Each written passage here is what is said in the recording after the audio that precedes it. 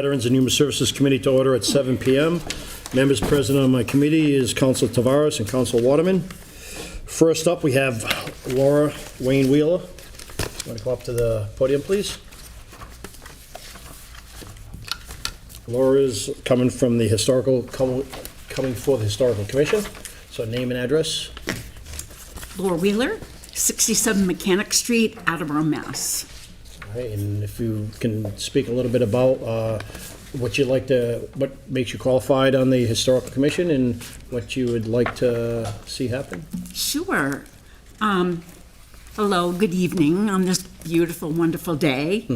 The reason I am interested in the Historical Commission, actually, Marion Wrightington, who is the chairperson, has come after me for years and years and years to be on the commission, and I was a full-time art teacher, so it's sort of, balancing my career in art teaching and doing the commission was a little bit heavy, so I retired, and now I'm ready to be part of the commission and my availability.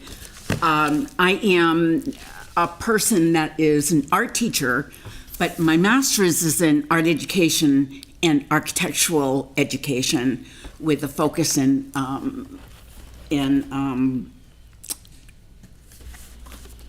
really historical preservation.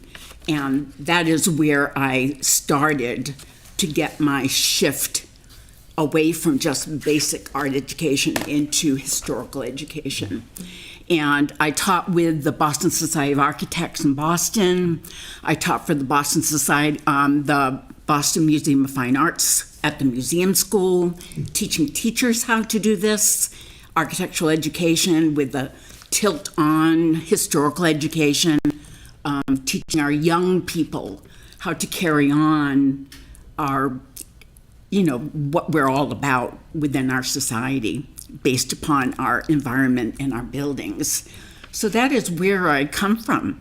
And that is why I want to be part of the commission and help them formulate a path towards helping us to hold on to our history and our heritage. And that's really where I'm at. Well, it's pretty obvious on why she was chasing you for so long. So we thank you. Well, yeah. And finally, we also restored the Peter Thatcher House. My husband, who is an engineer, and told me I would pull things down, and he would tell me if I could do that or not. But we restored the Peter Thatcher House, which the Thatcher Street and the Thatcher School and Thatcher Island and all the Thatcher things are from the Peter Thatcher House and Peter Thatcher's family. So we restored that house for 26 years. It's on South Main Street. It's recognized by the city as a historical site.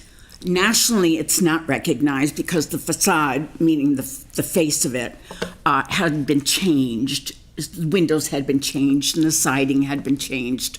And preservation, you can't do things like that to be recognized nationally. Yes. So that's where I come from. Well, thank you. Councilors, any questions? Yes, hi. I'm Councilor Ty Waterman. Hi. Good to see you. I was thinking, while you were talking, I was thinking about our school children. And in your observation, being so connected with the schools, do you feel that our children could be more educated in our historical background, the prominent sites, or do you feel like, can you comment on that issue? How do we find, that's where you learn. Right, I think. right. I taught in Natick, so that's suburbia. Sure. And they had a lot of money. And so anything we did was funded by the PTO and by grants, and it was easily funded to get people to come in and teach the kids. Besides myself, I used to bring in architects from Boston and have them, that were in preservation, and have them accompany me to teach the kids. Were the kids receptive and parents were receptive? Or more than you can imagine. I had them rebuild the whole town of Natick on the floor of our vestibule in one of my elementary schools, of what the town looked like 200 years ago. Not presently, but 200 years ago. So it tied in with, it was an integrated study between history within the classroom, language arts, geography. I mean, I could go on and on and on. Sure. You know, do they need it more in the classroom, and do they need historical studies? Oh, definitely. The kids have to understand where they came from. They have to understand who made this city and who we are because of it. You know, it's really important to me as a teacher to have the kids not understanding where they're going to, but where they came from.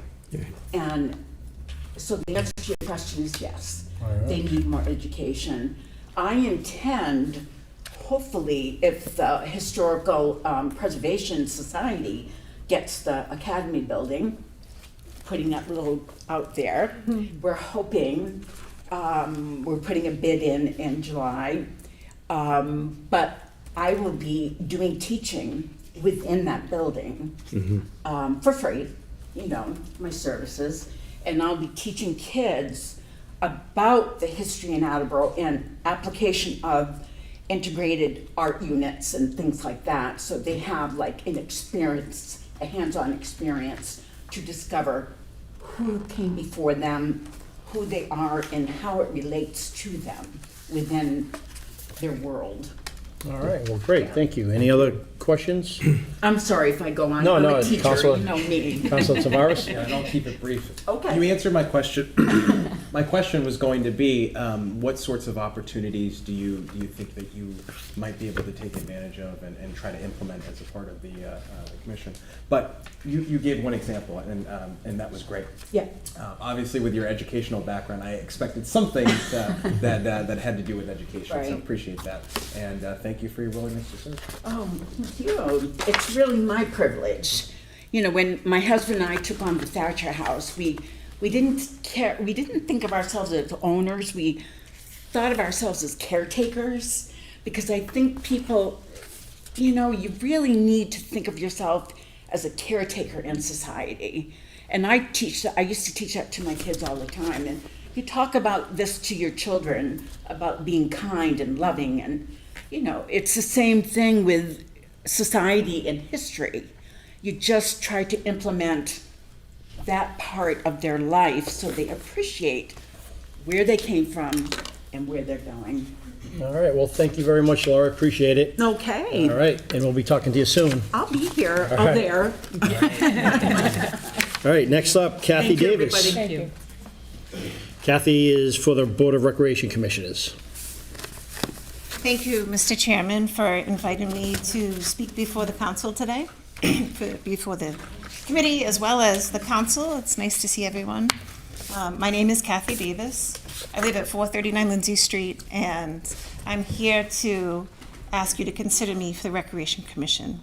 As a youth, I was a competitive athlete, primarily in swimming, but also in other sports, and I continued that. I was a coach after I was done being a competitive athlete, and then I became both a volunteer and an employee in local nonprofit organizations because I care about youth and I enjoy working with young people.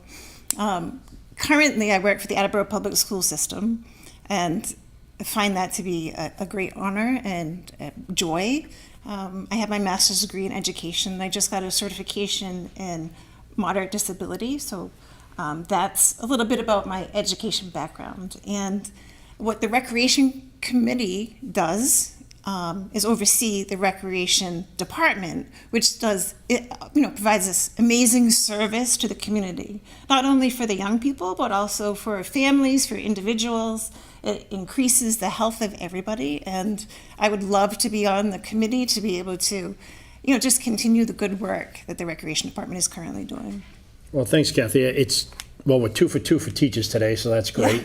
And it helps a lot having a teacher on there, because obviously the big thing is is we're having youth coming through and doing all that stuff, and the fact that you can bring that to the table is a great thing. So thank you for that very much. And obviously, you got a lot of support in the family and a lot of politics going on in that group. So, and Thank you, we Mr. appreciate it. And obviously, we've been very appreciative of everything that John has done as well too. So it's a great thing you guys got going on there. Councilors, questions? Well, I don't know where you're going to begin with this question. It's a very simple one, though. What particularly excites you about the work that our Recreation Department is doing that you're hoping to join?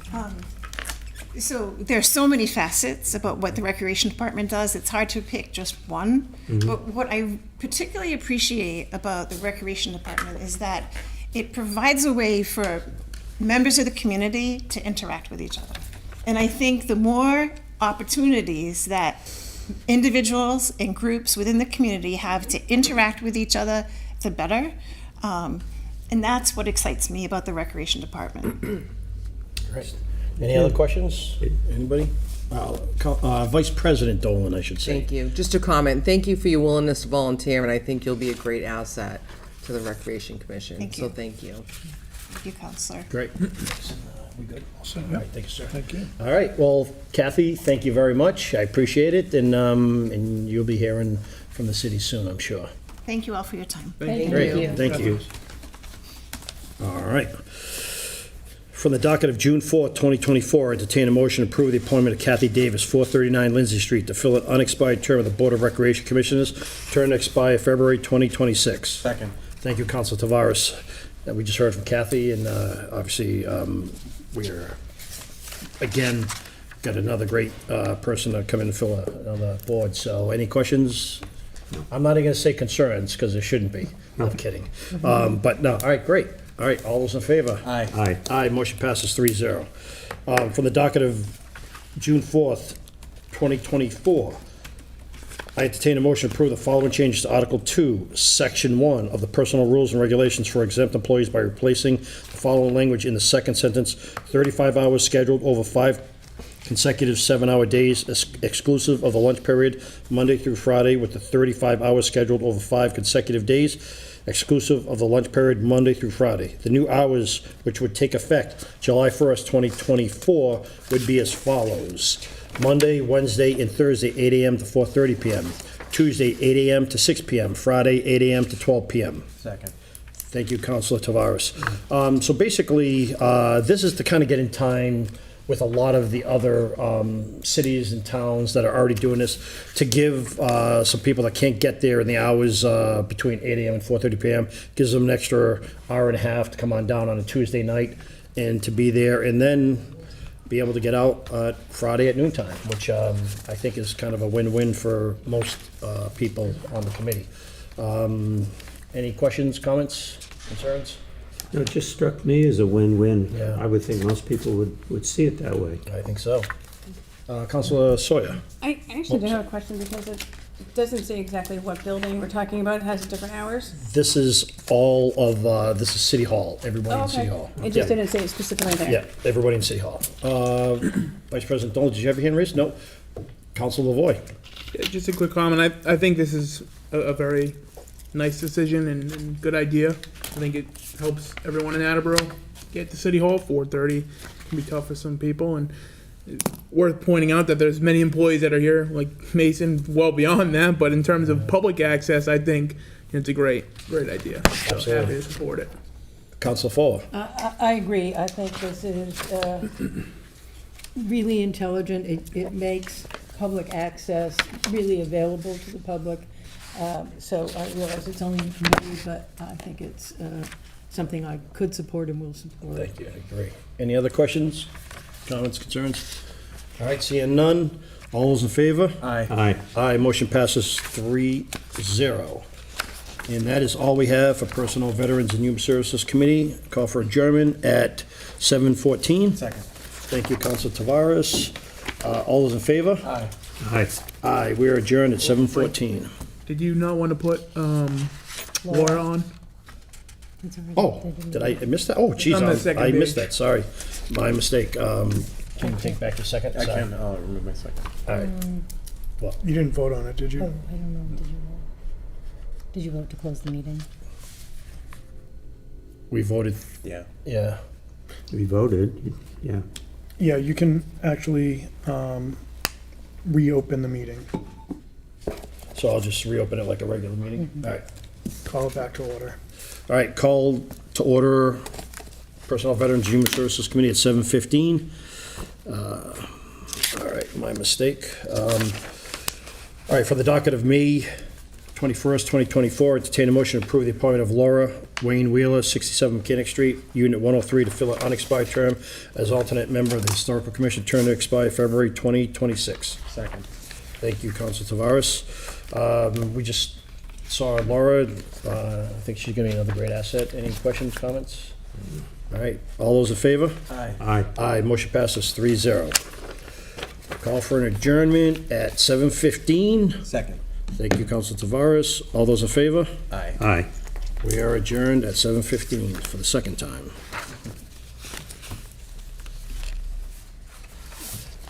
You're up, Jonathan, right? Yep. Yeah, I guess we're going. Ordinance? Yeah. According to the schedule.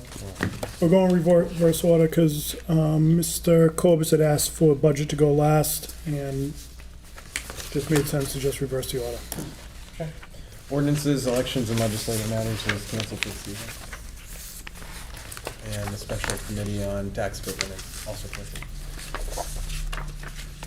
Council Waterman? The Traffic and Transportation Committee has no business, is canceled this evening. The Zoning and Land Use Committee is also canceled this evening. Okay. I'd like to call Public Safety and Emergency Management Committee to order at 7:16. Myself,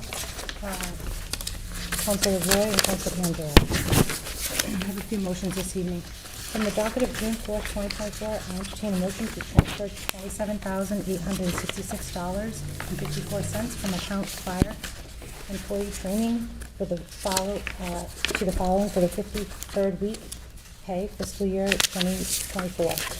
21,000 to account fire salary wages, 5,000 to account fire overtime, 500 to account fire dispatch overtime, 600 to account fire college credits, and $65.54 to account fire stipends, $700 to account fire night differential.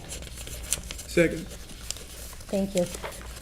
In the backup information, this just describes that it's basically payments for the 53rd week of the year. So it just covers those additional costs. Any other comments or questions? All those in I favor? have one. Oh, sorry, go I ahead. just, not even really a comment. I think you said $65, so I just, for the record, Oh, $66.54. $66.54, I'm sorry. Thank you. No worries. Just want to make sure I was in there for the record. Okay. All those in favor? Aye. Aye. Motion passes. I entertain a motion to transfer $429 from account citywide reserve fund for transfer to account fire transfer to grant to pay previous year's bill for dispatch training. Second. Okay, thank you. So this, actually, a per diem dispatcher did not complete the training, so we do have to pay back. We received grant money, but because training did not get completed, we do have to we have to send the funds back. So unfortunately, it didn't happen. Sometimes things change, so, any other comments or questions? Okay. All those in favor? Aye. Motion passes. From the docket of June 4th, 2024, I entertain a motion to transfer $1,075 from account police hazard duty to account police dues to cover the cost of 2 invoices due to unanticipated cost increases. Second. Thank you. Sorry, let me just pass the information.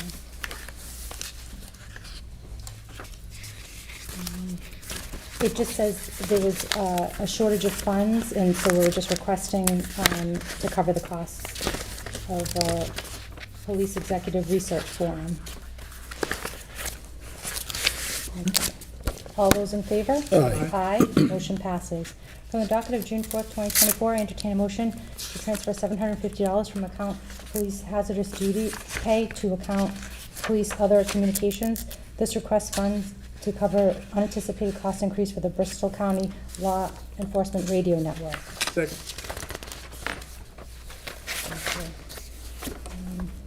This was kind of interesting. It came into the, I don't know if you remember the mayor's communication, there were like 5 different motions all broken down, so it's all actually in one letter right now. But this is to cover the funds for the radios. Any other comments or questions? No. All those in favor? Aye. Aye. From the docket of June 4th, 2024, I entertain a motion to transfer $4,190 from account Police First Responder Stipend to account Police Medical Consultation to cover medical costs, exam costs for 2 new police officers. Second. Thank you.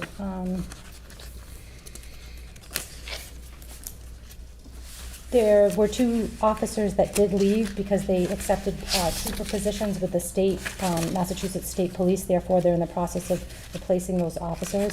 And this, I think, works perfectly with what was kind of described before, how we need to have that little bit of space so we can kind of hire and bring on, and then sometimes people are retiring or people are moving on to the state police or other positions. So this is just to cover that. Any other comments or questions? All those in favor? Aye. Aye. From the docket of June 4th, 2024, I entertain a motion to transfer $30,000 from account police night differential to account police radios and transfer $18,000 from account police college credits to police radios to purchase 20 portable radios to replace radios no longer working. Second. Thank you. I think when we did the tour of the police station, we saw that there is equipment there that is outdated, or we're no longer able to even replace things. So I think we're gonna be seeing more of this, that we have to update some of the systems that we have. Any other comments or questions? Oh, okay. All those in favor? Aye. Aye. Motion passes. The last 2 motions are not in my committee, so I don't know if everybody has that, but, so that concludes the business signing. I would like to call for an adjournment. Second. All those in favor? Aye. We are adjourned at 7:22. I'd like to call Public Works Committee to order at 7:22.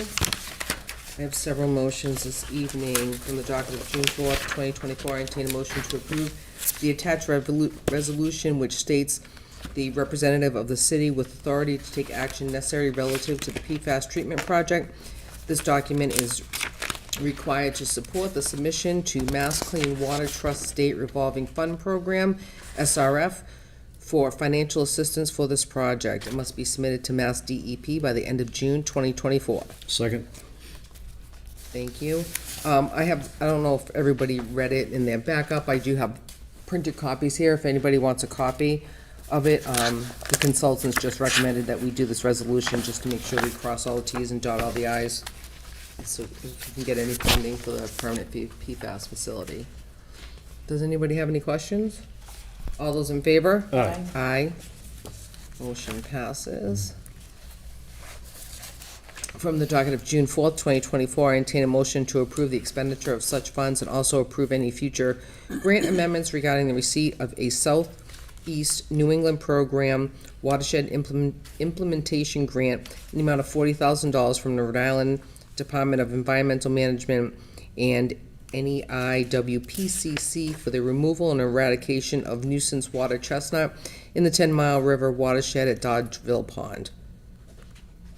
Second. Thank you. Sorry. Does anybody have any questions on this? The water chestnuts are really bad. I know we went on a tour previously and we saw them, but I don't think this council's seen them, but it's bad. They're really invasive. Does anybody have any questions? All those I'm sorry. I was just gonna say, they are a terrible nuisance and need to be cleaned out. They absolutely do. All those in favor? Aye. Aye. Motion passes.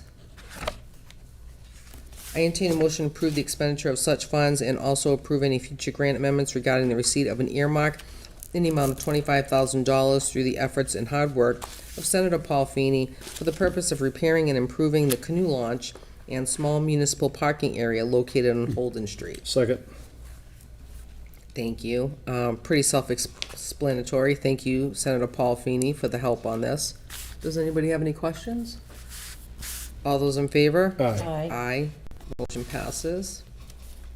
I entertain a motion to transfer $7,500 from account 165010005111000 park salary and wages to the following accounts to fund the remainder of fiscal year '24. $1,500 to 1650100530101 park professional services. $2,000 to 1650100054610 park supplies grounds. $2,000 to 1650100054830 park supplies vehicles.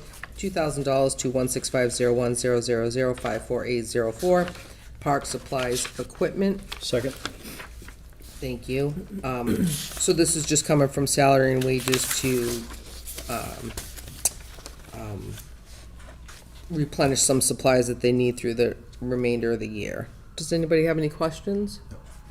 All those in favor? Aye. Aye. Motion passes. From the docket of June 4th, 2024, entertain a motion to transfer $2,500 from account 1124100057830 Citywide Reserve Fund for transfer to account 1292100524230 Animal Control Maintenance of Vehicles for funds to repair an issue with the emission system in the 2014 Ford F-350, which is Animal Control 1. Second. Does anybody have any questions on this? I have a text from Derek that I can refer to if anybody has any questions. All those in favor? Aye. Aye, motion passes. From the docket of June 4th, 2024, I entertain a motion to appropriate $425,183.61 from account 100359000 citywide undesignated fund balance free cash general government to the following accounts for the fiscal year '24 snow deficit. $32,178.64 to account 1423100051310 snow ice control overtime snow removal. $17,500 to account 142310005199921 snow ice control snow participation. $7,001.46 to account 1423100052424 snow ice control maintenance of equipment. $196,109.44 to account 1431000052980 snow ice control snow plowing services. $48,625.04 to account 1423100054840 snow ice control supplies equipment. $123,769.03 to account 1423100055330 snow ice control supplies salt. Second. Thank you. Does anybody have any questions on this? I have over. We talked At the budget. at Right. the budget, so. Yeah, he told us that this would be coming. Yes. Okay, everybody good? All right, all those in favor? Aye. Aye, motion passes. And my last one, from the docket of June 4th, 2024, I entertain a motion to transfer the following for annual street line painting police details.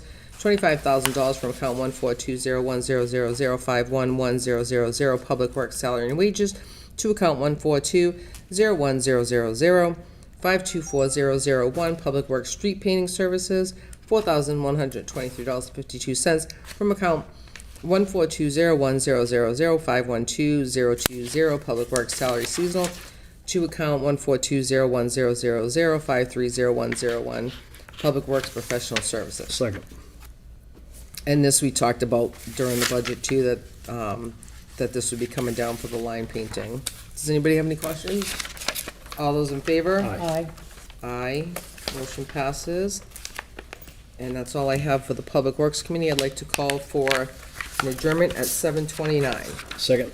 All those in favor? Aye. Aye. We are adjourned. Thank you. I'd like to call City Property and Claims Committee to order at 7:29. I only have one matter this evening from the docket of June 4th, 2024. We entertain a motion to accept the donation of a Hartsane Samaritan Pad 450P automated external defibrillator, AED, along with the one-year subscription to Arch Medical Direction and program management with an estimated value of $1,830.85 from the Nick Blakely Foundation to the Thatcher Elementary School. Second. Thank you. I think it's pretty self-explanatory for myself. I think it's a great gift and a generous gift. Any other thoughts, concerns, questions? Hearing none, all those in favor? Aye. Aye. That motion passes, and that is all City Property and Claims Committee has this evening. I'd like to call for an adjournment. Demo. Second. Thank you. So we are adjourned. We will be adjourning at 7:30. 7:30. All those in favor? Aye. You all right, Mike? All those in favor? He said aye. Oh, I didn't hear it. Okay. I had a frog. 7:30. All right, so we are adjourned. Thank you. I'd like to call to order the licensing committee at 7:30. I have two matters before us tonight.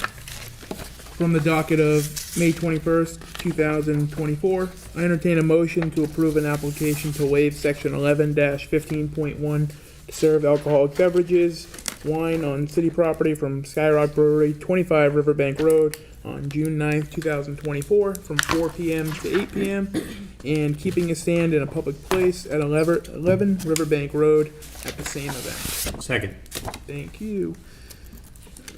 Alright, we saw this at the public hearing, of course, last week, and one thing that I wanted to note on their behalf was the way the city license kind of breaks it down is it almost sounds like they're serving outdoors. They are not doing that. They're just serving indoors, and people are allowed to leave onto the street with alcoholic beverages. And of course, the roads will be closed and there will be police details, but happy to open it up to everybody else. All I would like to just say is that I think this is great, and I would love to see more of this happen in the city. I think this will be a good thing for a lot of people. I agree. Anybody else? I totally echo that comment. Attleboro needs all the recreational life we can get of the right sort, and this is good. I agree. Also, one final comment. Sorry, this is also a collaboration with Morin's too, so it's really good to see multiple downtown businesses, especially a somewhat newer business with a long tenured business like Morin's, just teaming up to help bring some awesome events. They did the pre-sale tickets, and I think it sold out within an hour. So it's pretty clear that this is what the public wants, and when we're looking at like projects like the TDI project that's going to be happening and bringing 6 to 7 buildings downtown, and this is exciting. So hopefully it's the one of many to come. So any other comments, questions, concerns? Seeing none, all those in favor? Aye. Aye. Thank you. No opposed. Motion passes. From the docket of May 21st, 2024, I entertain a motion to approve a keep a stand in a public place application, which was submitted by Pinku Bros LLP, doing business as Pinku, 9 Park Street, for 2 tables and chairs from May through October 2024. Second. Thank you. This was initially a public hearing scheduled on the 4th. It does not require one, so that was changed, and then it was put forth before us tonight. Similar to how Morin's is doing it, they also want to have a couple tables outside. They have the nice in-cut storefront there, so it's a little more accommodating and kind of built to that. And I think that's why they chose 2 and not more, so I appreciate that, and happy to hear comments or concerns from any other counselors. I just have a comment. So that's great. I haven't been there yet, and I hear they have the Korean hot dogs, Korean corn dogs, and I'm dying to get down there to have one of those. Yeah. Responding to that, they're very good. Corn dogs are like my go-to thing. That's why I love when the fairs come to town and you get a real authentic one. But a fantastic business, and happy to help them in any way that we can, and happy to have them downtown. Did you say Korean corn dogs? It's really like a giant piece of cheese on a stick with a coating on it. Or you can get a sausage. Wow. Or you can get a combo of a sausage and giant cheese. Okay. So you can't get much better than that. And it's deep fried, so. Oh, my God. Arguably the most American sounding Korean item, I would say. Looks delicious. Any other comments, concerns, questions, menu recommendations? Seeing none, all those in favor? Aye. No one's opposed, that motion passes. That is all for the licensing committee, and I would call for an adjournment at 7:35. Second. All those in favor? Aye. Thank you, we are adjourned. The IT and Infrastructure Committee is canceled for tonight, as is the Special Committee on Rules and Procedures. And so I'd like to call the Finance Committee to order at 7:35. And it is myself, Counselor Reynolds, and Counselor Tavares. And we have quite a bit to go through tonight, so for new counselors that have not gone through reading in the budget motions, be prepared. It's we'll try to go as quickly as possible, but this can be fairly monotonous. But to start off, we have 5 motions that are fairly routine to get through, so let's start with those first 5 items. The first one from the docket of June 4th, 2024, I entertain a motion to authorize the school department to pay this previous year's school bill totaling $2,548 to Castro, Thresher, and Olivera PC. Second. Motion is in order. It's previous year's school bill. Any questions? Hearing none. All those in favor? Aye. Aye. Motion passes. From the docket of June 4th, 2024, I entertain a motion to approve the following transfer to address the need for salary funding for the remainder of fiscal year '24. Transfer the following: $1,000 from account 1124100-578300, citywide reserve fund for transfer to account 1121000-511000, mayor salary and wages full-time, $1,000 from account 1124100-578300, citywide reserve fund for transfer to account 1133100-511000, budget and administration salary and wages full-time. Second. Motion's in order. This one and the next one are both to cover the 53rd week. Any questions? All those in favor? Aye. Aye. Motion passes. Next one, I entertain a motion to transfer $250 from account 1124100-578360, citywide reserve fund for compensation 53rd week, to account 1292100-51100, animal control salary and wages full-time. Second. Motion's in order, again, 53rd week. Any questions? All those in favor? Aye. Aye. Motion passes. And this one we'll talk about a little bit. I entertain a motion to transfer $15,000 from account 1124100-530-150, citywide special events professional services, to account 1124100-59900, citywide other financial uses, and further transfer $50,000 to 1100124. There's an extra zero. 1100. 1100124-499000, citywide other financial services, to fund a laser light show at Attleboro High School Labor Day weekend. Second. Motion's in order. And per a request by the mayor, I'm going to immediately move to amend this to strike where it says Labor Day weekend and amend that to say in July. Second. Motion's in order. And I'm going to read what I have from the mayor. She says, "Greetings, Councilor Kobus. I am pleased to inform you that we have recently been presented with an opportunity to hold the laser light show on Saturday, July 6th, instead of Labor Day weekend. Understanding that Attleboro has a long history of Independence Day celebrations, rescheduling the laser light show allows us to continue that tradition in a financially sustainable yet novel manner. The event would still be held at Attleboro High School, as it offers plenty of off-street parking, several entrance and exit points, and no anticipated road closures. Please know that if the request to transfer the $15,000 is approved, the funds will be used for the rescheduled event. We will also immediately commence a donation campaign to offset costs." So that's why we'd like to amend this. So let's first vote on amending it to from Labor Day weekend to July. So we're voting on just the amendment now. All those in favor? Aye. Aye. Okay, so now jumping back to, I had a number of questions earlier on this. It was asking about the event itself, and so we're approving $15,000, but I had questions on, are we going to raise money in general? How much is the total event going to cost?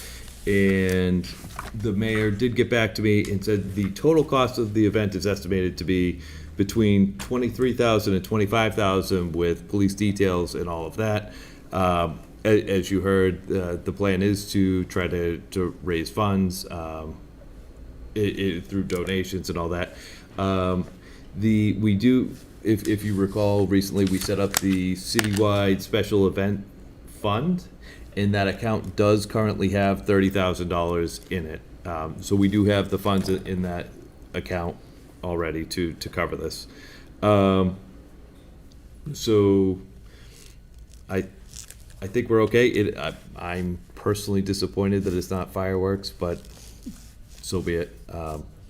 And I asked about what the estimated cost was for the laser light show, and we don't have a definitive cost, but the estimate is a little over $10,000. So this $15,000 is a lot more than the actual expected cost. What were you quoting before that was between 23 and 25,000? The total cost for the event, including police details. Okay, thanks. Any other, Council Holmes? Thank you. So what was the cost for the firework, if we had a fireworks show? Do you remember? I believe it was $60,000 total. So this is quite a bit cheaper. It's between 23 and 25,000. Well, people who know me know that I'm a big fan of fireworks. I am disappointed. But I think maybe we're going to be doing something different, and maybe we'll be innovative and lead something new. And I think it's great that we're changing the date, because it makes sense to have it more in July than Labor Day weekend. So that concludes my comments. Thank you. Councilor Tavares? I wanted to second Councilor Holmes' points. I love fireworks as well, but I would be a hypocrite if I said that was the right move for this year, being that I personally have done nothing to help raise money for that up to this point, and I voted against the fireworks last year. So I do applaud the mayor for her creativity and putting together something that I think is reasonable. I think it'll be different. This is definitely unique, but excited to see what this looks like here in the city. And there's nothing to say that we have to do this every year moving forward. We see how it goes with the public's receptionist to this. But like I said, I applaud the mayor for her creativity here. So I'm looking forward to it. I agree with those comments. Thank you, Council Cobus. I myself do love fireworks, but speaking on behalf of an animal lover and owner and stuff, so I like this idea because I just go through a lot, and I know a lot of other owners of pets and animals go through a lot, and not to mention the zoo and everything else. So I'm for this. I'm happy for it. Great, and I think it's a great compromise to get this from Labor Day to 4th of July, July 6th. So this is great. I think this is good. Any other? Councilor Sawyer, and then Councilor Boyd. I echo the comments from Councilor Angelo about all of the dogs and everybody, all the animals that really have a hard time with it. My dog does all the time. I mean, he goes and hides in the basement, so he can't hear. And so, and not just for this fireworks show when we had it in town, but I do think this is great because, if we advertise it like we do for the fireworks, then hopefully we'll have people who go to, walk to the place to go and get see the laser show, and then maybe food trucks and all those things that usually happen, and then it'll be a great event for the whole city. You bring up a great question, and I did ask about food trucks, and the mayor did mention that we already have food trucks interested, and knowing how busy Winterfest was, I have no doubt that there will be profit from food trucks as well. So I think the expectation is there will be food trucks and whatnot there. Councilor Lavoie. Thank you. Also disappointed that Especially, I think the city dropped the ball on last year when the fireworks were canceled. We were told that this year we were going to be prepared and they would be happening this year. So I think that's a misstep on our part. I say our part as I'm new to this body, but on our part to the taxpayers and the citizens of Attleboro to make promises that we can't keep. I don't think that should be a trend going forward. With that said, I'm curious to see how the public responds to the event.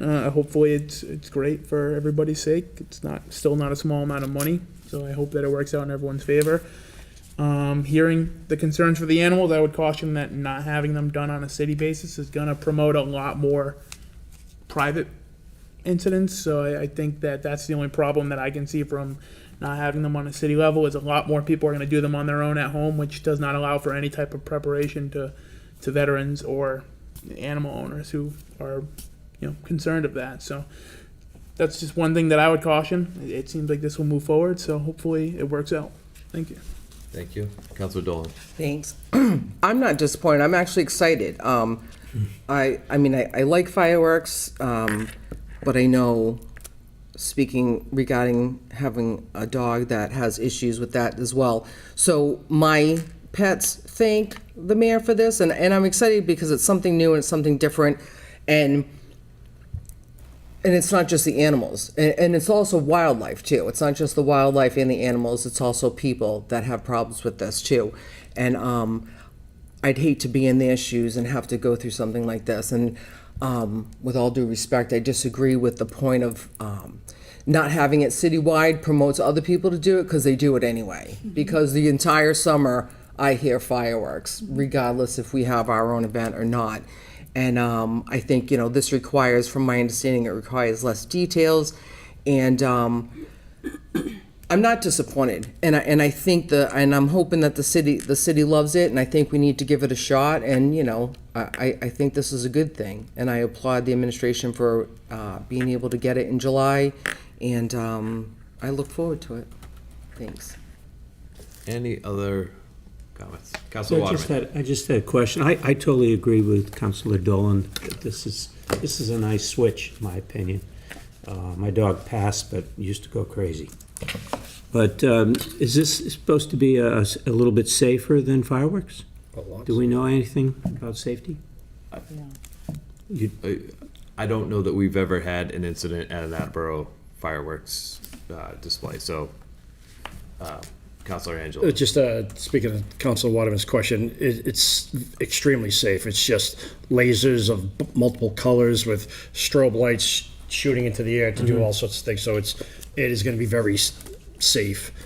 And some of the savings you're seeing is because of. But my understanding is we've never had a safety issue at an Attleboro sanctioned fireworks display either. That is so those correct. are also safe, is my understanding. Sure. Thank you. Any other comments? Hearing President Delicio. Thanks. So I think everyone brings up good points. I think we're trying to do something different for the community. I think one way or another, people feel one way about fireworks, another way about fireworks. This is something new. I think if it works, fantastic. If it doesn't, then we go back to the drawing board in a year or two. But give it a whirl, see what happens, and I applaud the mayor's creative approach to this, where it could have just said, hey, it's too hard to fundraise right now, we don't have the time, let's take a look at this. So I say kudos, let's give it a whirl and see where it lands. I agree. All right. All those in favor? Aye. Aye. Motion passes. Next up. I'd say a motion to transfer $73.45 from account 11241-000-578300 citywide reserve fund for transfer to account 11241-000-578020 citywide bills previous year in order to pay a fiscal year 24 invoice to City of Attleboro. Second. Motion's in order. It's a previous year's bill. All those in favor? Aye. Aye. Motion passes. All right. That covers the 5 relatively routine items, and now we're into the budget votes. And so for the first one, from the docket of May 21st, 2024, I entertain a motion to amend section 7-8.1B of the revised ordinances of the city of Attleboro to establish a per bag cost of $2.50 effective July 1st, 2024. The fiscal year 2025 solid waste bag budget was constructed with a proposed solid waste fee of $325 and proposed bag fee of $2.50. Second. Motion is in order. And I am going to pass this communication around. And my request is that we vote this item out of committee, and there's a couple other items regarding the bag fee and the solid waste rate. And this is these are some details from Cheryl regarding the bag fee increase, and the bag fee is increasing from $2 to $2.50 per bag.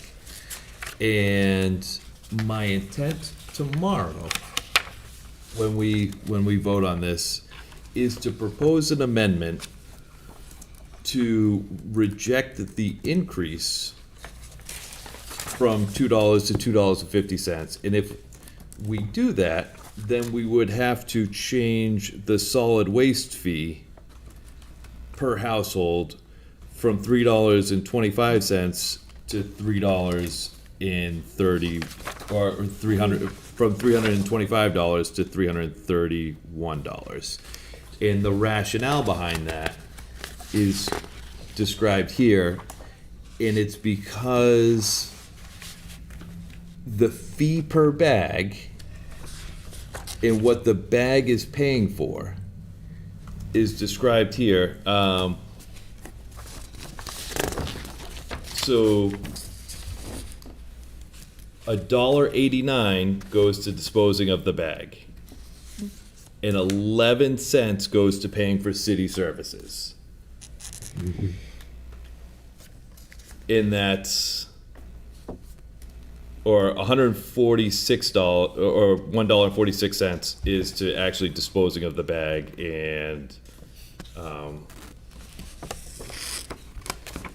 so the increase, the 50-cent increase, is going to pay for city services and going towards paying for grinding at the compost center, overtime for compost and recycling center, waste management, a portion of our recycling fees, hazardous material disposal, annual rubbish cart. So the 50-cent per bag increase is going to pay for things that aren't paying for your per bag, what's going into disposing of the bag. And so it's a philosophical question that I encourage everyone to think about and make a decision. I personally feel that if you're paying a usage fee, you should pay for that usage. But I wanted to give everybody the data and give them a heads up that I intend to propose this amendment tomorrow, give everybody time to sort of think through the data. And it's a philosophical question on what you believe, whether you believe that we should increase the bag fee to pay for these other services. This 50-cent increase is going to pay for other solid waste services, or if we should not do that and the bag should go to pay for actually disposing what's in the bag. It's a philosophical question, and I am open to letting democracy decide. I'm not going to push people in one direction or the other. I just want to present the data from Cheryl and give everybody a heads up to make a call. So, Councilor Fuller. Can you tell us again, Councilor Cobus, what the fee will be from $325? It would go up to $331. $231. per household. And that's for people who opt out of, who pays that $331? Everyone who has trash collected, anyone who doesn't opt out of the trash program. Council Lavoy. I think this is fantastic. I had raised a concern for the bag fee increase at the budget meeting. Personally, I think that the city should try to find ways to be more self-managing with the recycling yard, as opposed to just putting it on the taxpayers. But with that being said, I think that everybody, for the most part, utilizes a compost center across the board. I think it's unfair to put a majority of that increase onto larger families, because that's who I personally feel, and that's up to anybody to disagree. But for the most part, the people who are going to buy the city bags are going to be a larger family because they can't fit all the trash in the barrel provided. So from my understanding is we're just really going to hit the larger families in the city to support a bill for a citywide service. And I think that's a misrepresentation of government. So I think that this is a very sound idea, and I'm happy to support it. Councilor Hollis. Thank you. When they had met with us and with Mason, it was discussed that there was a plan in place for increases. Was the bag included in that? Rate increases. I don't know, there was a schedule that they were starting to work out for the next 5 years.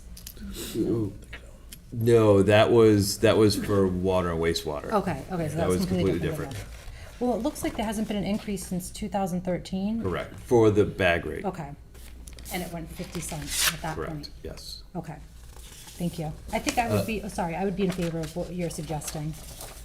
And so next year, there is they are renegotiating with Waste Management, or they are renegotiating the solid waste contract for the city, whether it's with Waste Management or another company. So things might change next year. Vice President Dolan. So,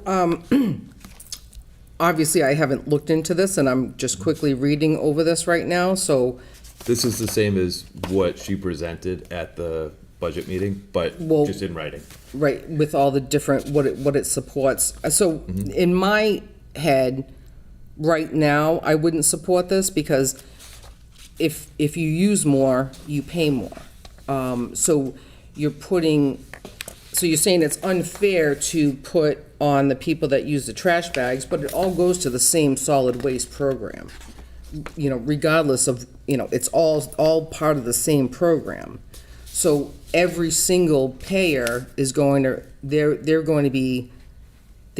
rates are going up $6 when, I don't know, right now, as I sit here right now, I think if you use more, you pay more. So, and again, it hasn't been a fee increase for the bags since 2013. So again, after I delve into this, it could change by the time I get to the council next week, but. The vote, we need to vote tomorrow. Yes. Tomorrow. So which Okay, it is, which still is could why change I wanted, 24 hours. which is why I wanted to distribute this tonight so that people would have a chance to digest it a little bit. Yeah, so I do before need to tomorrow. digest it, but as I sit here right now, that I wouldn't support raising it for everybody. I would want to stick with the per bag. Councilor Lavoy and then Councilor Angelo. Thank you. So kind of just to touch on Councilor Dolan, so what I meant by my comment was, so on the bottom, like, these are the services that fee goes towards. So it's going towards the increased cost at the compost center. So those are just, leaves or grass clippings or branches and things like that. This fee increase does not touch any of the existing waste management contracts. So it mentions here the cost of collection, fuel adjustments, prevailing wage. So no reason, so this bag does not go towards anything waste related. It's all the accessory options that the city provides to every Attleboro resident. So that was my comment, meaning was more so that these services are outside the scope of that trash disposal. So it seemed unfair that people that just happen to have more trash are gonna foot the bill for services that don't have to do with them having more trash. And I think when they initially rolled out the city bag, I mean, I was younger, so correct me if I'm wrong, but the interpretation was they never wanted to essentially profit. They really just wanted to offset the cost because obviously they had a set rate they could have in those barrels when the barrels rolled out. And before it was different barrels and then they became smaller.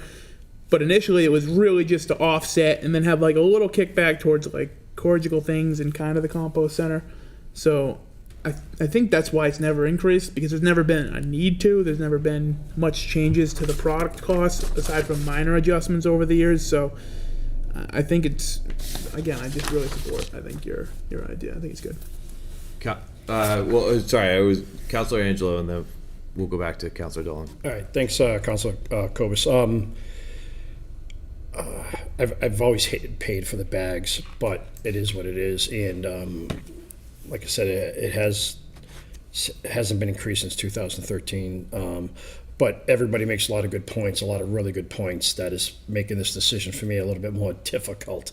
But kudos to the council for bringing some good points up. Do we know, Councilor Kobus, do we know where the money would come from for the composting and all that other items at the bottom? Do we know where that might come from, or is that already in the budget that would be handling the added cost? Because it says the 61 cents, and that the city trash bag pays for the grinding compost over time for the compost yard waste. Do we know, like, say if that doesn't happen and it's just 11 cents, does that 11 cents still cover all that, or no? It does not. So if we reject the bag fee increase, there's another motion further down that says, I entertain a motion to approve the solid waste fee of $325, and that's $325 per resident that's a part of the solid waste program. That would have to increase by $6 per household. Okay. So this would go hand in hand. If we reject the increase to the bag fee, we would then have to increase that by $6 in order to cover the services that these other services that are arguably used by all that aren't part of disposing of what's in that bag. Perfect. Thank you. Thank you for that explanation. Councilor Dolan. So, but it also, on the second page, it says that it goes to lights and power, the recycling center, maintenance of equipment, maintenance of vehicles, supplies and recycling for the compost center, Sharps kiosk program, capital improvements, purchase of city bags. So, it doesn't just go to the recycling center. And, again, this is all the same program. So there's a lot of things that I don't use in the city that I still pay for, which is just part of being a community. Everybody, pays for certain things that they never use. And I've done that since I've lived here, so again, no. I mean, it's not like, if it's all part of the same program, it's not like it's some, kickback or something like that. It's all part of the solid waste system. So again, anything can happen in 24 hours, but as I sit here, I wouldn't support changing the rate, and I would stick with the 50 cents on the bags. Thank you.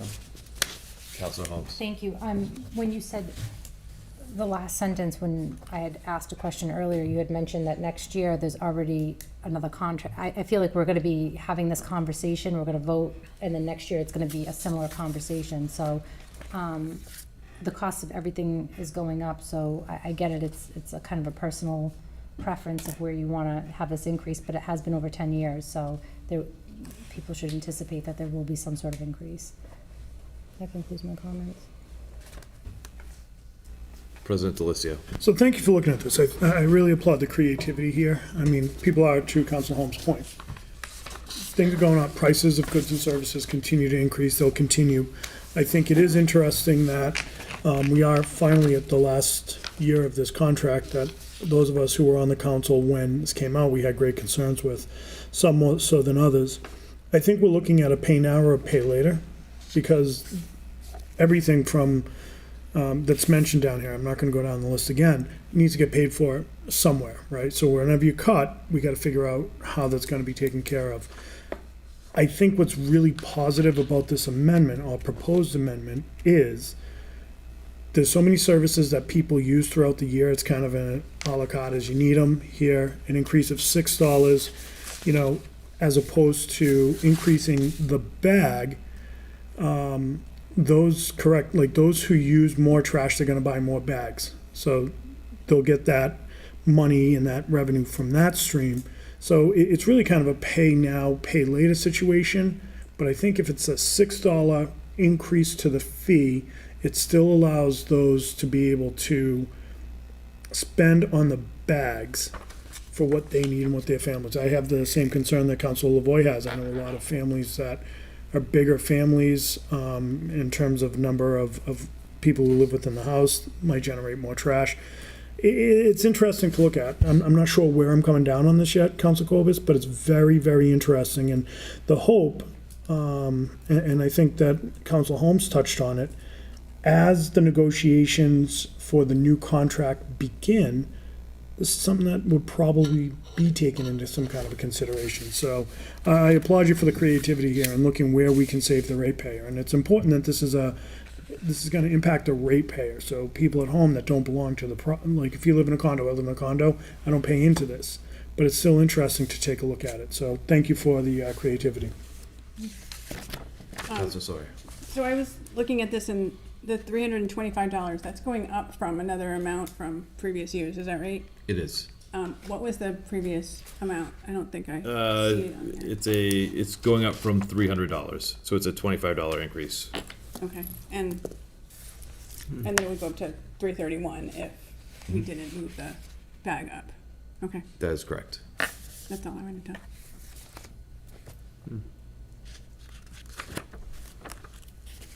Councilor I'm Tavares. just gonna throw it out there. So, I think I'm on board with your proposed amendment. I think it makes sense to spread the cost, across the city for, services that, while you may not use them, they're still accessible to you, right, at the compost center. I mean, if you wanna go over there and, grab some dirt, right, that's been processed and put it in your garden, you can do that, right? Whether you are in a condo, whether you're in a single family or multifamily, any property, right? Now, I know that's not true of every single line item, but the point I'm trying to make is some of these services are things that residents across the city take advantage of to some, or can, to some extent or another. So I think it does make sense to spread that cost across the city as opposed to increasing the rate of the bags on probably a small, portion. And full disclosure, I do not actually use, I'm just gonna say this, as many people know, my household has 7 people in it, including myself. And we don't actually buy any bags. And part of it is the incentive is if you don't wanna pay for more of the bags, then figure out how to manage your trash, right? I get it. We ended up with this program. I don't love it just as much as other people don't, and there's some weeks that are tougher than others. But you've got to make decisions, right? As individuals, as couples, as families, whatever you got to do. So anyway, I'm gonna finish my rant here, but I do appreciate the creativity as well, and I think this is a really good compromise. Thank you. Councilor Fuller. I think that the incentive that you're addressing to keep your trash to a minimum is really important as we move forward with a green Attleboro. And everything that we can do to reduce trash, increase recyclable material instead, be aware when you go to buy something how many plastic packages it's in is important. So I am inclined to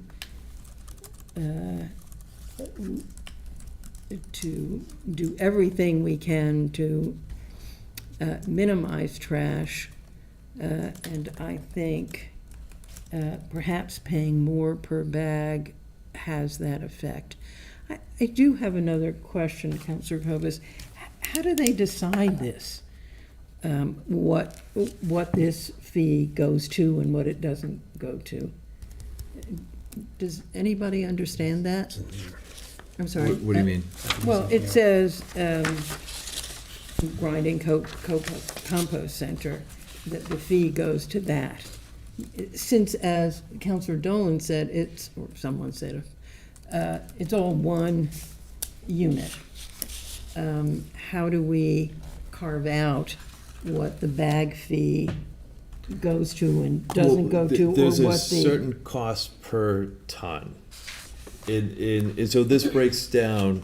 I understand the that. tonnage.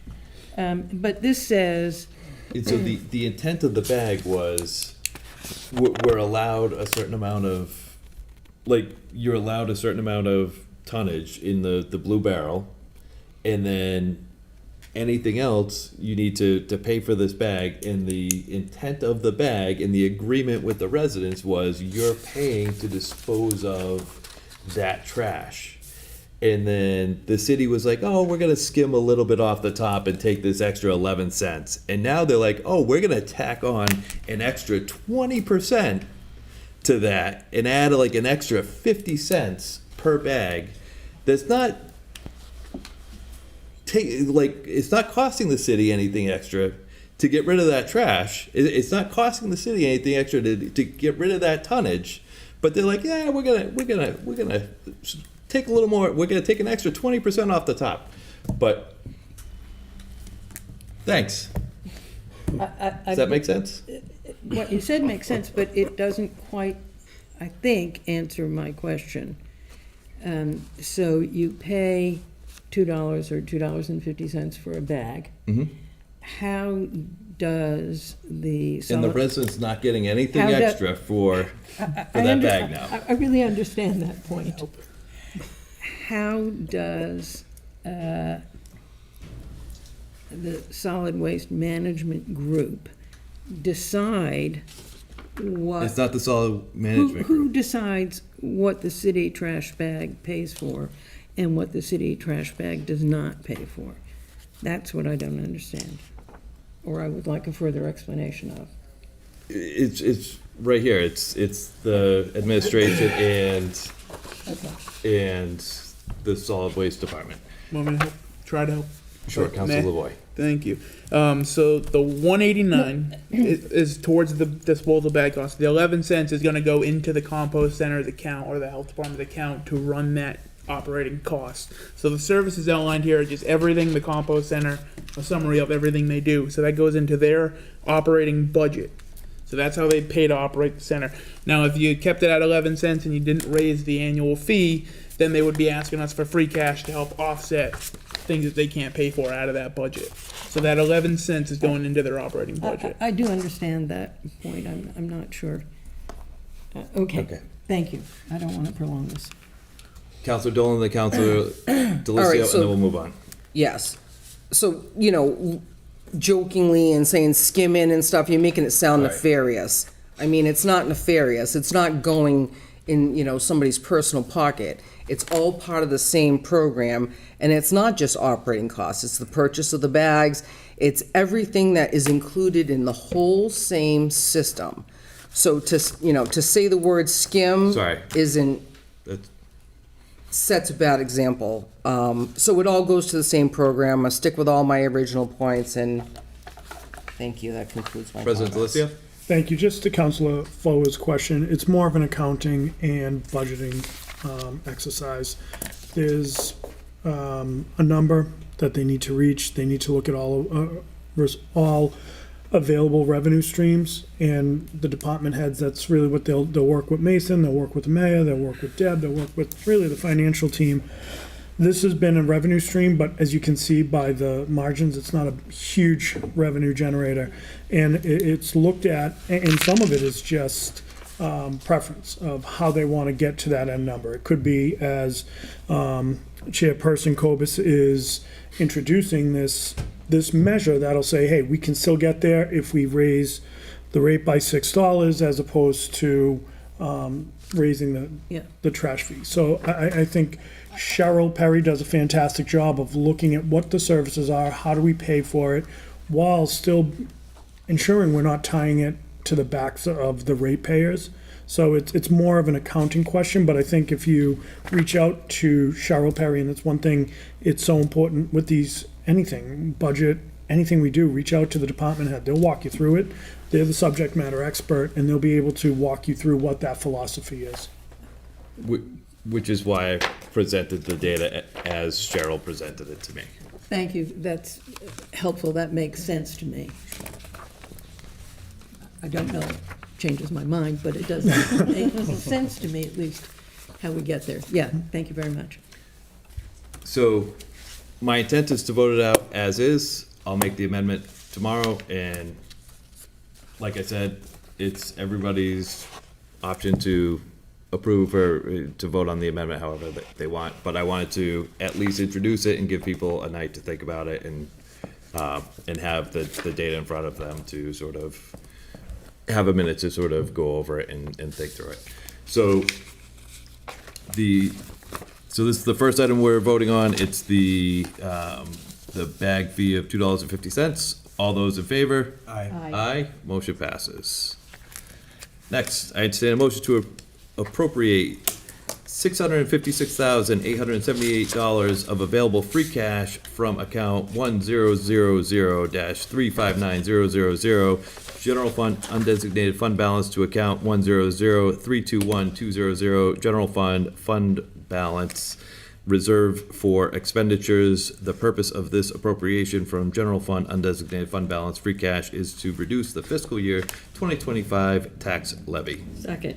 Motion's in order, and as Mason described, 500,000 of this is for capital improvement. The other 156K is for to pay down the ban. Any questions? All those in favor? Aye. Aye. Motion passes. From the docket of May 7th, 2024, I entertain a motion that under the provisions of Chapter 44, Section 53E and a half, as amended, to approve the expenditure limits of the following revolving funds outlined under Chapter 20 of the revised ordinances of the City of Attleboro for fiscal year 2025. Fund number 2601, police replacement of vehicles, $280,000. Fund number 2602, off-street parking, $250,000. Fund number 2603, protective inspection services, $275,000. Fund number 2604, residential special waste disposal, $1.5 million. Fund number 2606, council on aging, $20,000. Fund number 2607, Caper Park Zoo, $1,069,998. Fund number 2609, fire alarm system testing, $30,000. Fund number 2610, fire ambulance, $1.5 million. Fund number 2611, health immunization, $10,000. Fund number 2614, recreation, $180,000. Fund number 2615, animal welfare, $6,000. Fund number 2616, police false alarm, $50,000. Fund number 2618, animal shelter building, $20,000. Fund number 2619, fingerprinting, $5,000. Second. Motion's in order, and I did verify that Chapter 40, Section 53E and a half is the correct chapter. So that is not a typo. And these are all correct. Verified all that. Any questions or comments? All those in favor? Aye. Aye. Motion passes. From the docket of May 7th, 2024, I entertain a motion to approve the solid waste fee of $325. This is a $25 increase from fiscal year 2024. Second. Motion's in order. I think we talked about this enough previously. Just a President procedural, thank you, just a procedural note to think about when you read, and I'm sure you're already aware of it, but just, when you read, you're gonna have to do the two different amendments. One for the trash bag, and then you'll have to amend this, correct? This one and the motion immediately following Yep. this one. There's two of them. Yep, okay. Yep. Yes, but yes, well aware. All those in favor? Aye. Aye. Motion passes. From the docket of May 7th, 2024, I entertain a motion to approve the solid waste fee of $52.02 per unit to be credited to Fund 2604 Residential Special Waste Disposal for fiscal year 2025. Second. Motion's in order. All those in favor? Aye. Motion passes. From the docket of May 7th, 2024, I entertain a motion to approve the water fee of $7.19 per 100 cubic feet. This is a $1.20 increase from fiscal year 2024. This rate applies to consumption on and after July 1st, 2024. Bills that span the old rate and the new rate will be prorated appropriately as they were for the previous rate increase. Second. Motion's in order. Any comments? Hearing none. All those in favor? Aye. Aye. Motion passes. From the docket of May 7, 2024, I entertain a motion to appropriate $281,000 from account 6100-359000 Water Enterprise Fund retained earnings to fund the fiscal year 2025 Water Enterprise budget. Second. Motion's in order. Yeah, it's $281,000 from retained earnings for the Water Enterprise budget. Any questions? All those in favor? Second. Aye. What's that? Nothing. Okay. Motion passes. Sorry. From the docket of May 7th, 2024, I entertain a motion to approve the wastewater fee of $11.81 and $13.29 per 100 cubic feet for residential and industrial, respectively. This is a $1.29 increase in the residential rate and a $1.87 increase in the industrial rate from fiscal year 2024. This rate applies to consumption on and after July 1st, 2024. Bills that span the old rate and the new rate will be prorated appropriately as they were the previous rate increase. Second. Motion's in order. Any comments? Hearing none. All those in favor? Aye. Motion passes. From the docket of May 7, 2024, I entertain a motion to appropriate $350,000 from account 6000-359000 Wastewater Enterprise Fund retained earnings to fund the fiscal year 2025 Wastewater Enterprise budget. Second. Motion's in order. Any comments? Hearing none. All those in favor? Aye. Motion passes.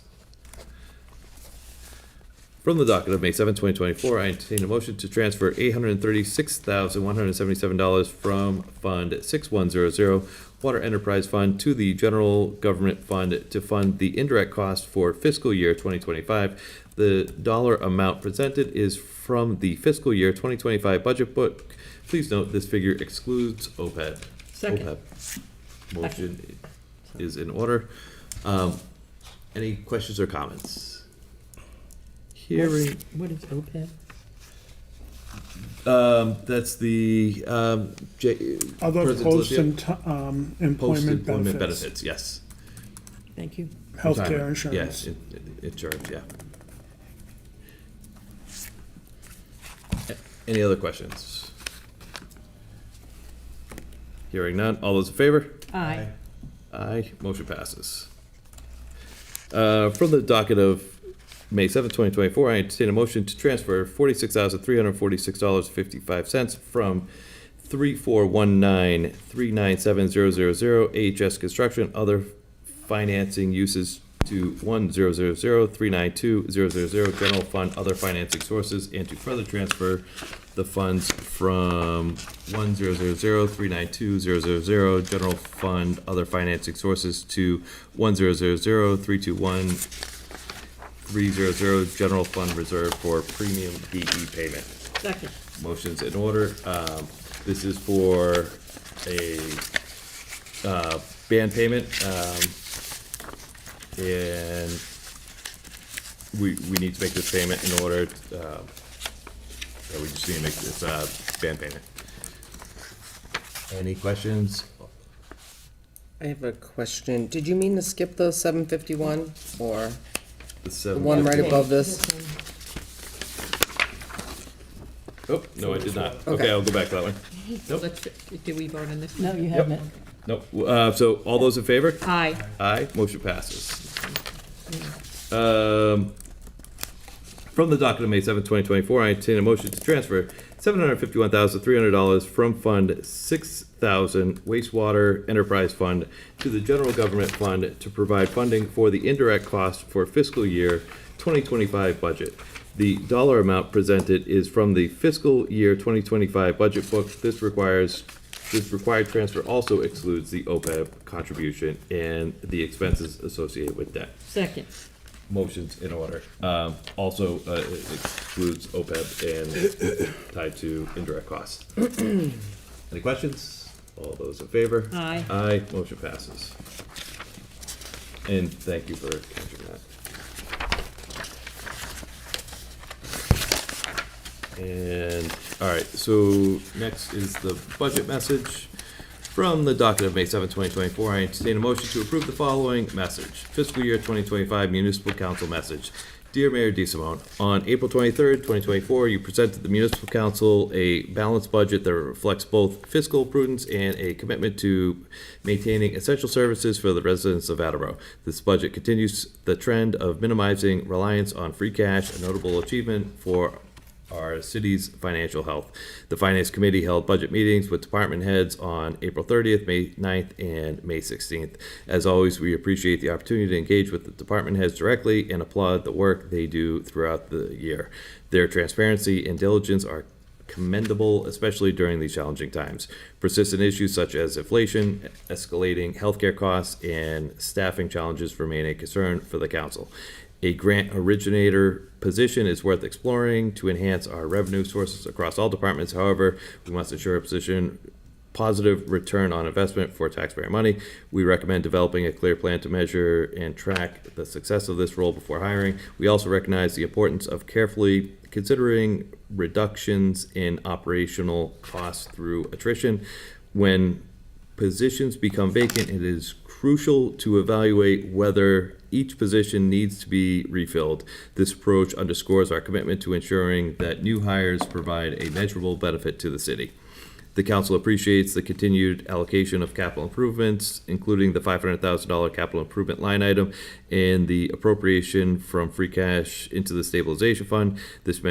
These measures are vital for maintaining our city's infrastructure and financial stability. Additionally, the council recently adopted the capital improvement program for fiscal years 2025 to 2029, committing to strategic investment in our city's infrastructure and careful financial planning while outlining our near-term capital improvement priorities.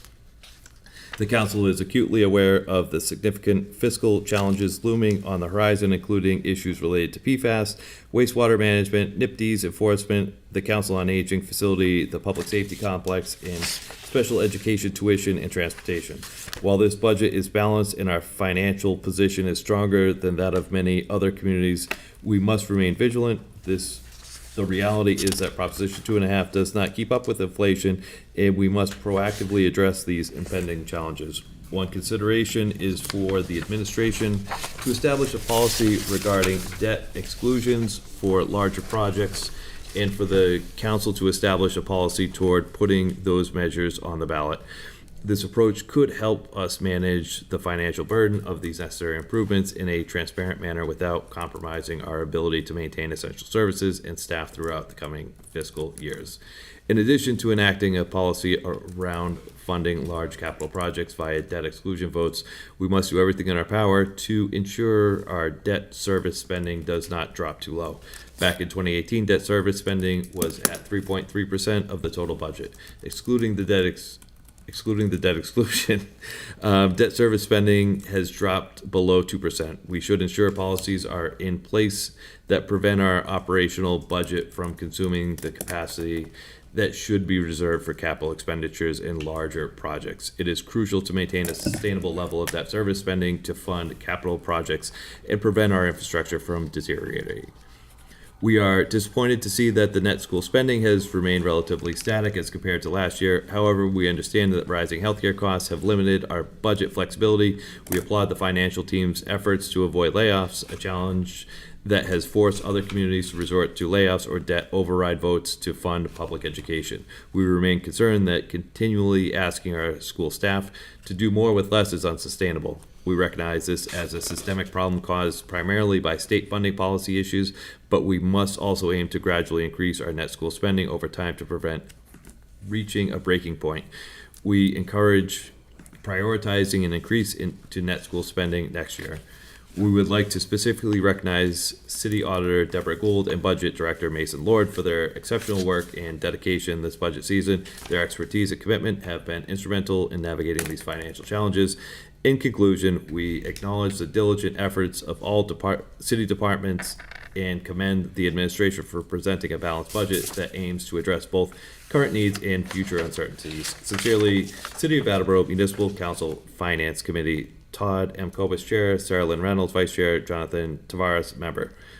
Second. Motion's in order. Are there any comments? Councilor Fuller, then Councilor Dolan. I just believe that on the second page, the paragraph beginning in addition, where you discuss the debt service spending, we ought to explain that the interest rates that we pay are affected by dropping below 2%, for example. So this doesn't really explain why we need to keep our interest rates.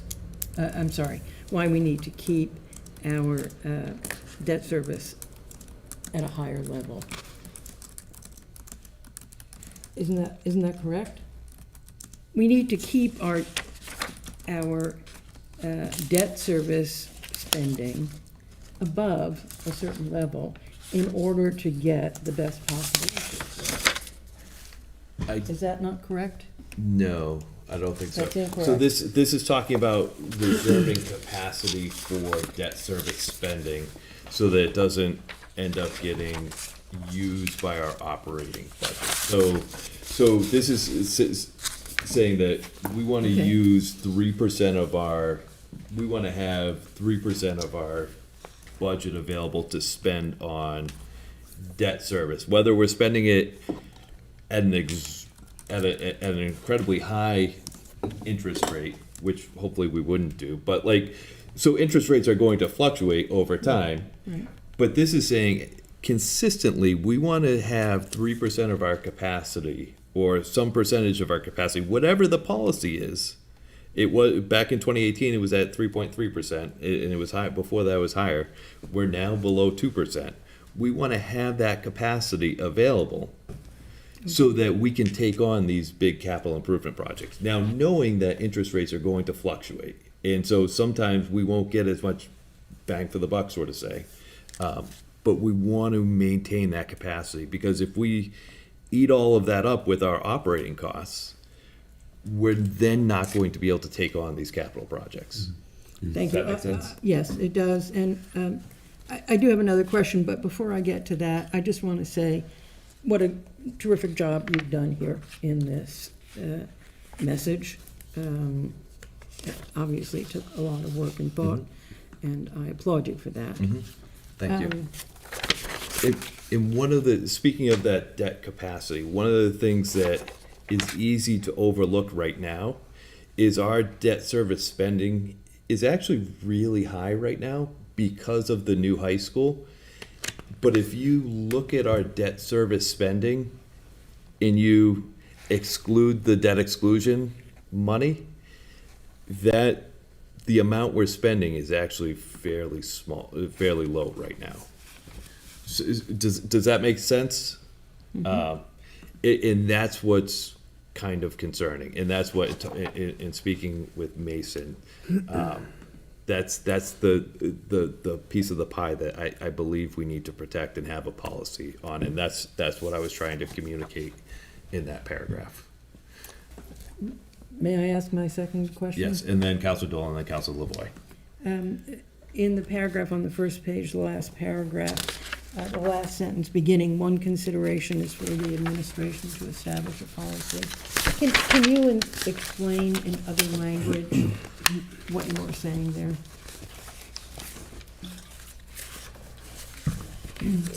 Putting these measures on the ballot.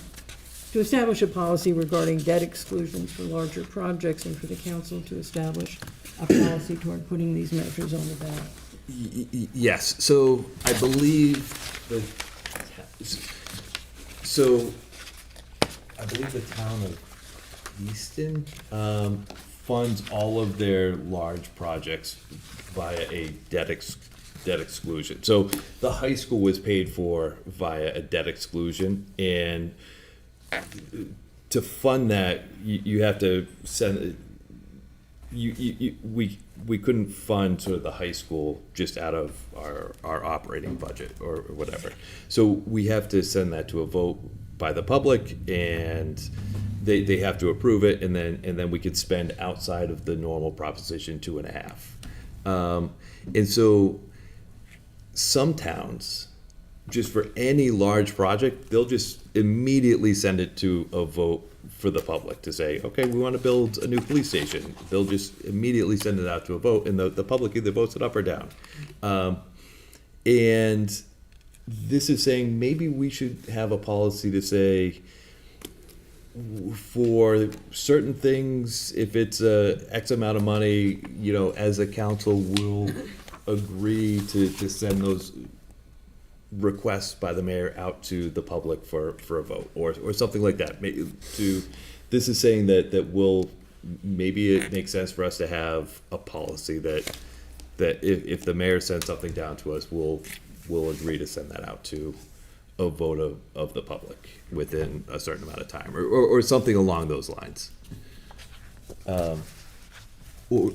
I think it's something that we should potentially explore and have those conversations as the finance committee with the administration, because it's getting incredibly difficult to fund some of these larger projects, and Proposition 2.5 just is not keeping up with inflation. Does that answer your question? Yes, thank you. I'm all set, Vice thank President you. Dolan, and then Council LeBoy. I'm all set, thank you.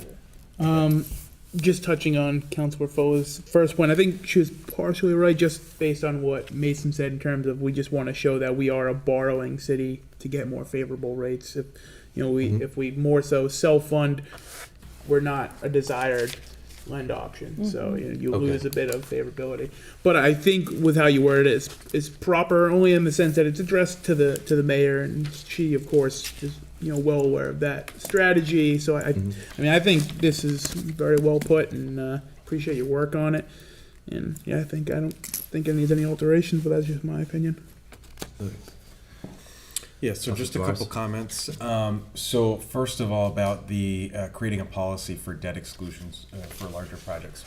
Totally agree. And I think in light of, we've had discussions recently, right, about the potential new senior center, a public safety complex, thinking about these big ticket items down the line. Like you said, it's going to be difficult to fund some of these things, and that's going to involve some difficult decisions as well. So I think that's probably a great start to start thinking about how we might frame these discussions and where we should begin with some of these projects. So I think that's huge. And then the second part is, I don't want to beat a dead horse here, but the debt service issue. I maybe have a slightly different view, and I know it's always a balancing act. So to Councilor Lavoie's point, I think I do recall Mason saying, hey, we do want to make sure that we've got enough debt service on the books to show to the outside world that, hey, we are a favorable city to lend to. But at the same time, I don't think that negates the importance of making sure, if we're going to take on debt, that it makes sense, right? I mean, debt, it's a tool. It's a very powerful tool. And it can be used well, and it can be used in a way that can be very consequential in a bad way. And so I understand the concern of eating operational expenses, and I think the anecdote to that is, well, we just have to make sure that we're that much more deliberate about planning. So I think there's a difference between debt service and debt capacity. So taking on debt service is we have that obligation, but debt capacity means maybe we're putting funds away in reserves. and not necessarily spending it. And so, therefore, we're making sure that it's not being eaten up by our operational budget, but at the same time, we still have those funds set aside to give us flexibility to bring on more debt in the future. So again, I don't know if that's necessarily in disagreement with anything that Mason said, but just wanted to make that distinction because I think it's easy to talk about, debt and, okay, well, let's bond for this and let's get this and let's do that. But, what we're doing, I think, is no different than what we all do in our own personal lives is, you take on debt. If you have debt, you got to do it responsibly. So. The great points, and we intend to vote this out tomorrow. And if you come up with ideas to amend this to sort of talk more about, instead of debt service, debt capacity, I'm happy to entertain those suggestions tomorrow. But those are great points. If I may. Yeah, and that's just more an overall comment. That's not a reflection on how you've worded this at all. And I think what you said is completely appropriate. But I just wanted to throw that out there because it's a thought that I had when Mason was talking about it a couple weeks ago. And it's just something that I felt like I needed to say publicly because it's something that I think about a lot. And I think if we're going to be financially responsible, we've got to also think about that. And I think the whole council here is aware of that. I'm not saying anything new, but thought it was important to say it out loud. Perfect.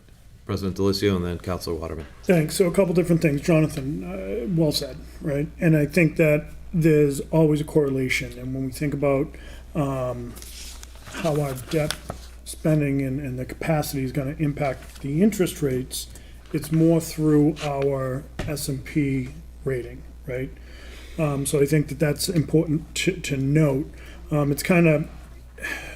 It's always kind of slippery slope when you compare municipal finances to your own, but the bigger point is that it's got to be responsible and it's got to be, the credit rating is a credit rating. The debt capacity is essentially almost your debt to income. What can you afford to buy? The other thing, when we talk about debt exclusions, and I like where you put in establishing policies for larger projects, and we can establish a policy toward putting those measures on the ballot. Debt exclusions go away after 10 to 20 years. So that increase is temporary. And I think that when we talk about debt exclusions, that we talk about it's got to be the right time for the right project and the right reason. But those debt exclusions are going to go away after anywhere from 10 to 20 years. People like to say we had an override for the school. Well, we didn't, because the school, if it was an override, that increase doesn't go away. That becomes a permanent fixture. So I think when you're talking specifically about borrowing and you're talking about debt exclusions, I think it's the more responsible way to go.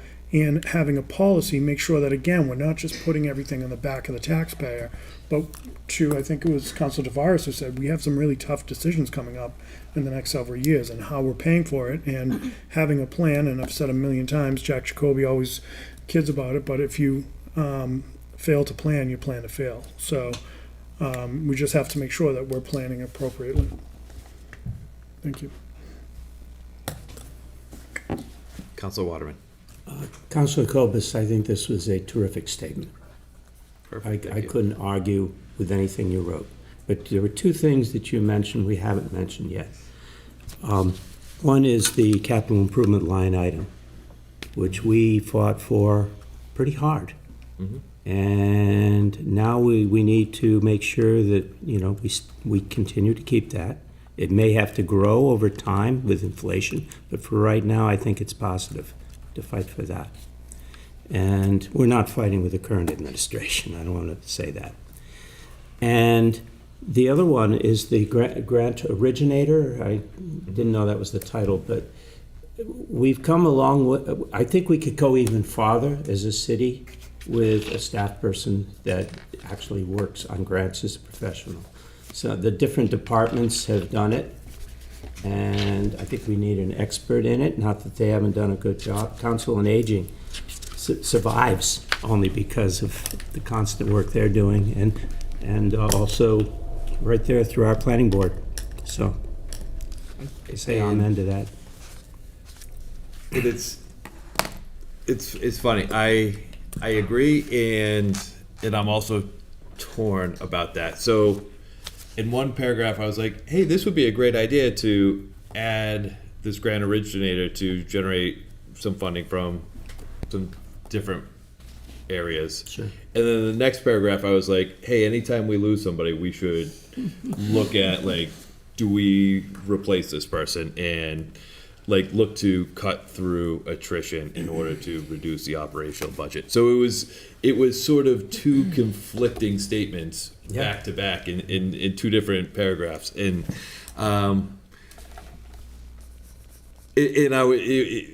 but I think it was important. So it was important to talk about with that grant originator, making sure that if we do hire in that position, that there's clear metrics in how that position can generate revenue for the city.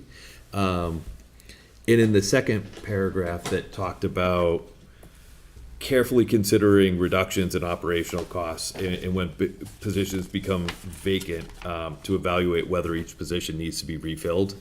A lot of that came through a lot of behind the scenes conversations. And one of the items that, to be frank, behind the scenes, I carefully considered when I was looking at potential cuts to the budget.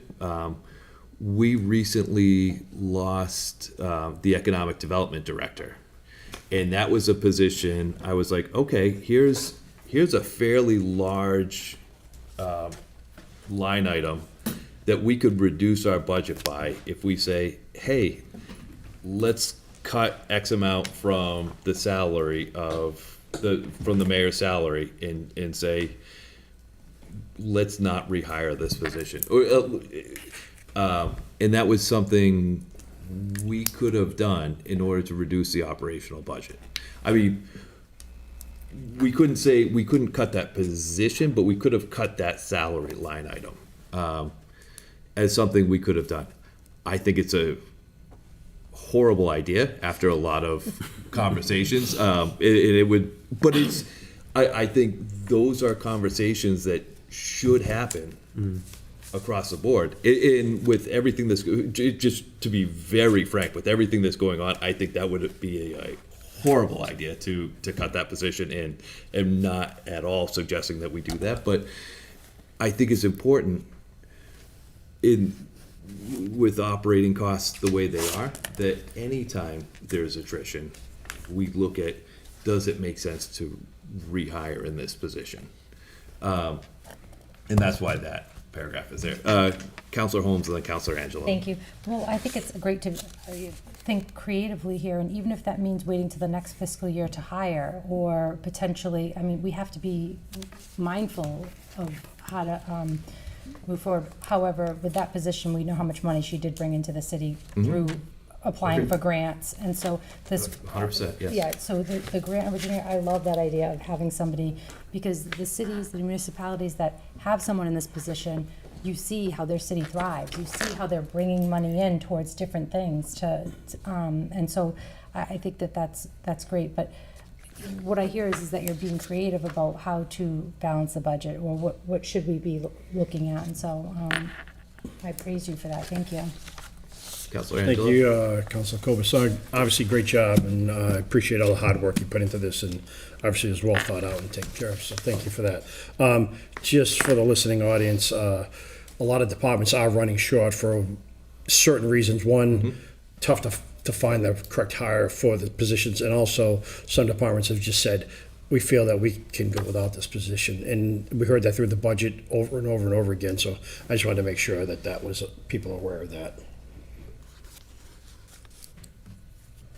Any other comments on this? Hearing none, all those in favor? Aye. Aye. Motion passes.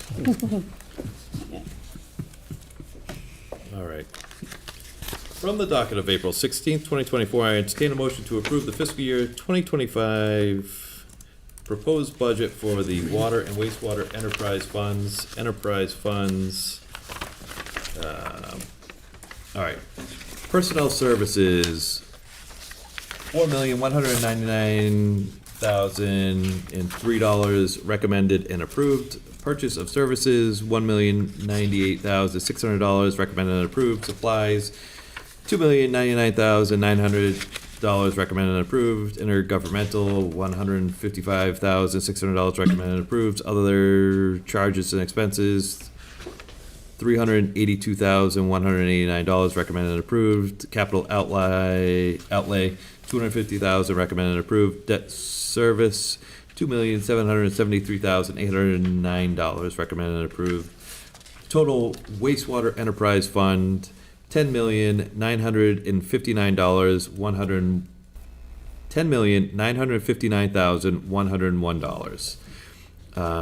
And then water enterprise fund, personnel services, $3,251,573, recommended and approved. Purchase of services, $1,710,585, recommended and approved. Supplies, $802,800, recommended and approved. Intergovernmental, $144,000. Other charges and expenses, $223,742. Capital outlay, $125,000. Debt service, $3,568,298. Total water enterprise fund, $9,825,998, recommended and approved. Second. Motion's in order. Any comments? Hearing none, all those in favor? Aye. Motion passes. Aye, sorry, motion passes. Right. And the last measure, and for this one, if I could have some help reading these, I'll read the first page and then I'll tap, and then Council Reynolds, if you could, I'll read the first page and a half and then I'll tap you in Then I'll if you read could. two, and Jonathan, you Yeah. yeah. Okay, great. All right. I entertain a motion to approve the City of Attleboro's proposed general governmental annual budget for fiscal year 2025. General fund, 1111. Sorry. We're off to a good start. 11111100. Too many No, ones. no, it's 5 ones. 5 of them. 11111000. City Council. All right. Personal services, $207,455. Purchase of services, $5,550. Recommended and approved. Supplies, $200. Recommended and approved. Total City Council, $213,205. Recommended and approved. Excuse me, Council Corbis. The approved is to be left blank because it hasn't been approved until it goes in front of the full council. It'll be filled in on the certificate of vote. Sounds good. If I Just can also recommend. make, just while I have the floor, I know in years past, we've read the item, city council, and then the total. Just wanted to put that out there as an option. We've done that in the past, instead of reading each line item. Each line item, okay. 11211000, mayor, total, $751,659. 11241000, citywide, $3,325,694. 11331000, budget and administration, $917,624. 11351000, auditor, 5. $571,653,000. 11411000, assessor, $357,256. 11451000, treasurer, $952,672. 11461000, That's me. collector. Are you taking a rest? What's that? I said, that's me. 417,000. $295. And now go ahead. Okay. 11521-000 personnel, total $10,106,177. 1161100 clerk, total clerk $252,939. 1162100 election commission, total election commission $381,758. 1175100 planning and land use, total planning and land use $588,953. 1210100 police, capital, total police $11,485,140. 1220100 fire, total fire $11,793,643. 1220200 fire, South Attleboro, total fire, South Attleboro $29,000. 1220300 fire, Briggs Corner, total fire, Briggs Corner $5,000. 1220400 fire, Twin Village, total fire, Twin Village $5,000. 1240100 protective inspection, total protective inspection $486,150. 1292100 animal control, total animal control $266,084. 1300100 education, total education $112,566,696. Am I still one left? 1420100 public works, total public works $2,042,383. 1423100 snow ice control, total snow ice control 200,000. 1510100 health services, total health services $4,381,501. 1540100 council on aging, total council on aging $410,292. 1543100 veterans benefits, total veterans benefits $738,005. 1610100 public library, total public library $1,371,388. 1630100 recreation, total recreation $888,779. 1650100 park and forestry, total park and forestry $1,315,228. 1655100 Highland Park, total Highland Park $8,500. 1700100 debt service, total debt service $2,206,160. 1911100 contributory retirement, total contributory retirement $7,332,688. 1980100 state and county assessments and charges, total state and county assessments and charges $5,289,941. And then the citywide total budget, $181,658,463. Second. Motion's in order. Thank you. Thank you. So that's the last item for the night. Any comments on the total budget? Counselor?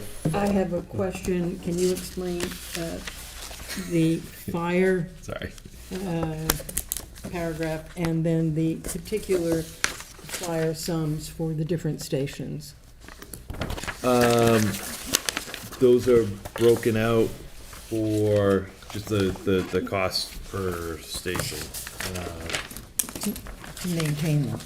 Correct. And so the 1220100 fire is for all personnel services for all fire stations? For the entire fire department, but Right. then for those two stations, that's to maintain those two, Well, or it's more than, it's three. which ones are they? It's South Attleboro. South Attleboro, Briggs, and Twin Village. Right. And that's the cost for maintaining those individual, As and they're just separate accounts for those individual fire stations. If I may, Counselor. You I know, may. Councilor Reynolds. If you look at them, it says purchase of services and supplies, that's their Right. total, that's what that is all about, right there.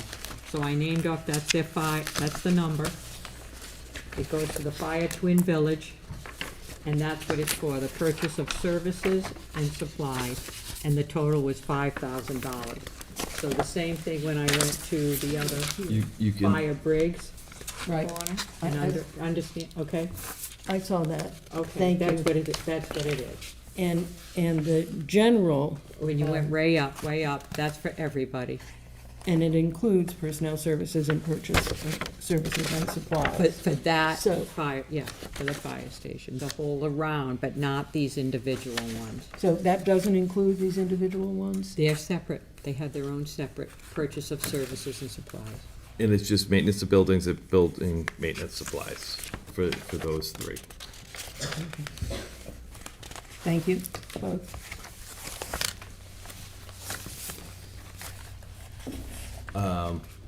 And I'd like to just kind of thank everyone that came to all of the meetings. This has been a lot of work, and just like to really thank everybody that's sort of participated in all of this. It's been a long slog, and we're right towards the end. So, so this is to vote the budget out of committee.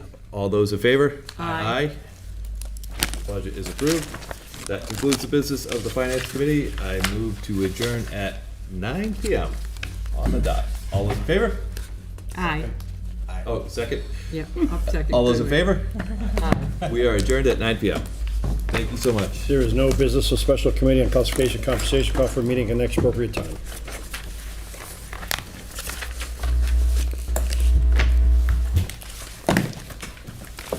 Pamela, did you cancel?